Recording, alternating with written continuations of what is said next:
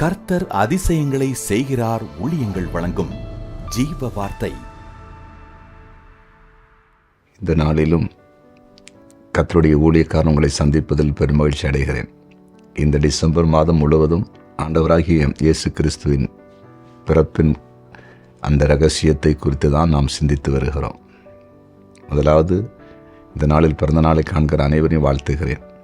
திருமண நாளை காண்கிற குடும்பங்களை வாழ்த்துகிறேன். கர்த்தர் உங்களை ஆசீர்வதிப்பார்.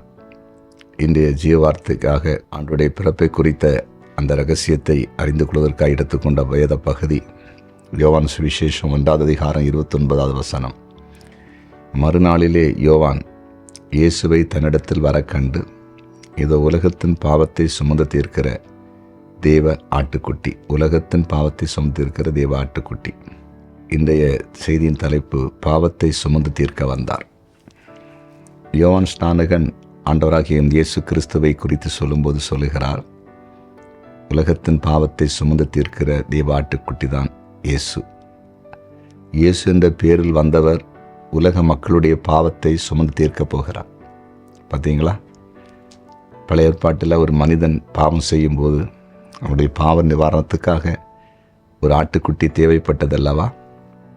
பாவம் செய்தவன், தவறு செய்தவன் தேவ ஊழியக்காரனிடத்தில், ஆசாரியனிடத்தில் ஒரு பழுதட்ட ஆட்டுக்குட்டியை கொண்டு போய் தான் செய்த குற்றத்தை, பாவத்தை அதன் தலைமையில் சுமத்துவான் கையை வச்சு. அதுக்கப்புறம் அதை வெட்டிடுவாங்க. அந்த ரத்தம் சிந்தப்படும். அது எதுவுமே தெரியாது. இவன் பாவம் அவன் மேலே போயிடுச்சுன்னு வெட்டி அந்த தேவனுக்காக பரிகாரமாக செலுத்திடுவாங்க.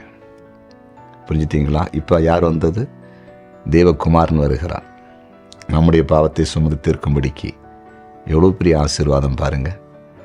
சிலர் கேட்பாங்க, ஏன் இயேசு இந்த பூமியில் வந்து மனுஷனாக பிறந்தார், ஆண்டவர் ஏன் மரித்தார் சிலுவையில்? பார்த்தீங்களா? அது கூட ரகசியம் இருக்குதுல்ல. அவர் பிறந்த நாளான மறிக்க முடிஞ்சிச்சு, பிறக்காத யாராவது மறிக்க முடியுமா? யாருக்காக மரித்தார் சிலுவையில்? நமக்காகத்தான். புரியுதா உங்களுக்கு? எவ்வளோ பெரிய பாக்கியம். இனி நீங்கள் பாவத்தை சுமந்து கொண்டிருக்க வேண்டிய அவசியம் இருக்கா? இல்லையே.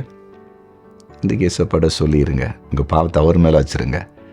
எப்படி பாவம் செய்த ஒரு மனிதன், குற்றம் செய்த மனிதன் தன்னுடைய பாவத்தை அது தலைக்கு மேலே கையை வைத்து அதை மேலே சுமத்துவானோ, அவர் இயேசுப்பட சொல்லிடுங்க, ஆண்டவரே நான் ஒரு பாவி தான், நான் வேறு இடத்துல பாவம் செய்திருக்கிறேன், படிக்கிற இடத்துல பாவம் செய்திருக்கிறேன், என் குடும்பத்தில் நான் நம்பிக்கை துரோகம் பண்ணியிருக்கிறேன், கர்த்தருடைய சபையில் நான் நம்பிக்கை துரோகம் பண்ணியிருக்கிறேன், ஊழியத்தை கூட உண்மையாக செய்யலப்பா, எத்தனையோ நான் நியாயங்கள் செய்திருக்கிறேன், என் பாவத்தை நீங்கள் சுமந்த தீர்க்க தான் வந்திருக்கீங்க, அதுக்காக அந்த பூமியில் பிறந்தீங்க, என் பாவத்தை உன் மேலே நான் வச்சிருப்பா, உங்கள்கிட்ட சொல்லிடுறேன், என்னை விடுதலாக்குன்னு சொல்லி இன்னைக்கு ஒப்பு கொடுத்துட்டு பாவத்தை விட்டு வெளியே வாங்க.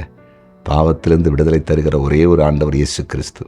அதுக்காகத்தான் இந்த பூமியில் வந்தார். நம்புறீங்களா? விசுவாசிக்கிறீங்களா? பாவத்தில் விடுதலை பெறுவதற்கு ஒப்பு கொடுப்போமா? இன்றோடு உங்கள் பழைய வாழ்க்கை மாறி ஒரு புதிய வாழ்க்கை வரப்போகுது. ஜெபிப்போமா? ஜெபிக்கலாம். எங்கள் அன்பு தெய்வமே, நீர் நல்லவர், நீர் கிருபையின் தேவன், நீர் இரக்கத்தின் தேவன். பாவத்தை சுமந்து தீர்க்க வந்த தேவ ஆட்டுக்குட்டியே, உமக்கு நன்றி செலுத்துகிறோம். இதோ இப்பொழுது உடைய வார்த்தையை கேட்டு யாரெல்லாம் தங்கள் பாவங்களை உம்மிடத்தில் இப்போது அர்ப்பணிக்கிறாங்களோ, ஒப்பு கொடுக்குறாங்களோ, அவங்க பாவங்களை மன்னித்து ஒரு புதிய சிருஷ்டி அவங்கள வாழ வைங்க. கிறிஸ்துக்குள் ஒன்று இருந்தால் பழையன எல்லாம் ஒளிந்து போயின, எல்லாம் புதிதாயின. பழைய வாழ்க்கை முற்றிலுமாய் ஒளிந்து போகட்டும், அழிந்து போகட்டும். புதிய வாழ்க்கையிலிருந்து வாழட்டும். உம்முடைய பிள்ளைகளாய் எழும்பி பிரகாசிக்கட்டும். ஆசீர்வதியும். இயேசுவின் நாமத்தில் பிதாவே, ஆமென்.